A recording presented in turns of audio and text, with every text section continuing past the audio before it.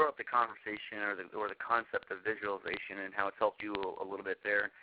I want to know a little bit about how does that visualization improve positive outcomes, and how do you suggest I implement them with my players and coaches? The interesting thing about visualization is that our brains can't really distinguish between what's real or imagined. And the way our memories are actually formed is through the retelling of events. So we as humans think that we have a very good recollection of what happened at a certain event. That makes us not feel crazy, but really our memories are really fallible. They're not the strongest things that we have, and lots of research has been done on that, and I had the privilege of studying under the number 2 person in the world at Duke on autobiographical memory, and whenever I was learning that, it started to open up for me the implications of visualization in sports. So if your brain can't really distinguish between what's real and imagined, and we all know that that's pretty true because we've all had dreams that are really vivid, and they're so vivid that we've thought that those dreams are real, and that's because the exact same area of our brain is activated whenever we vividly visualize something, as in whenever we physically do that experience.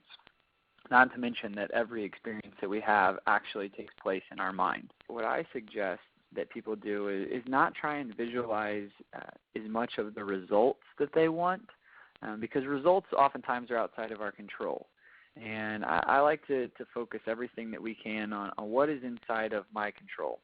So seeing myself performing at my best, if you're a soccer player, seeing yourself with great control, great touch, great body position, striking balls flush, making great passes, all of those things that are inside of your control. Sometimes even, if you actually developed a strong mental training regimen during the week, seeing yourself overcoming challenges that arise in games, and really taking the time to go through those different scenarios that have kind of been trigger points for you, and really visualizing yourself coming through in a positive, life beneficial manner.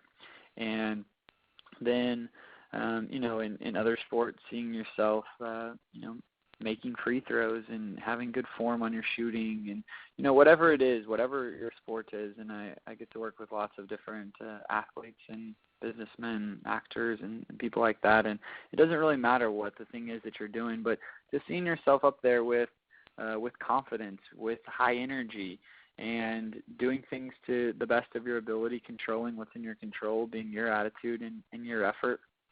And, this study that I quite frequently use and reference is they did a study on collegiate golfers, and they took them out to Colorado, and they split them up into 3 groups. And they all did the same putting exercises all week long. The only difference is one group positively visualized the ball rolling into the hole before they would putt, and then one group negatively visualized before every putt, seeing the ball just stopping short or missing. So the group that positively visualized, they got better by 30%.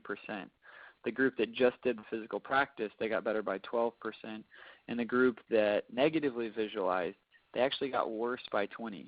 So you have 3 groups of people who are all doing the same physical practice, and, there's a massive difference, 50% between the positive visualization and negative visualization group. And, to me, worrying, which is a strategy that a lot of people have developed because they think that helps them somewhere in life, that if I don't worry about things, then they'll never get done. If I don't worry about them, then I won't perform well. It's not the most empowering strategy that you can use.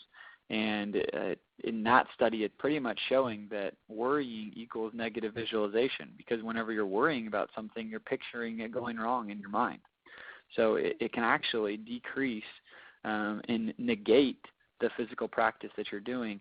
Yet whenever I talk to coaches all over the country, I don't hear very often that they spend time training mentally, yet all of them worry.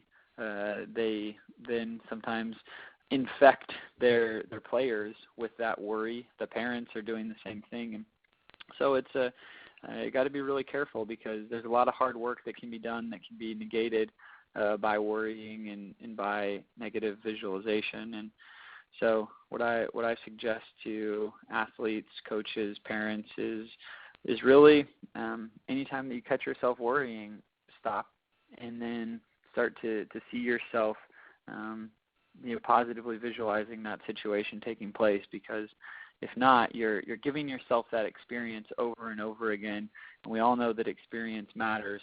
So the more times you've experienced something a certain way, the greater the likelihood of that happening again.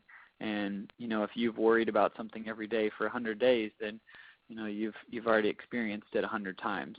Not to mention the stress and everything else that it's putting on your body and emotionally, that you're actually creating stress in your life. Yeah, I mean, visualization is one of the most powerful things that athletes and people in general can do.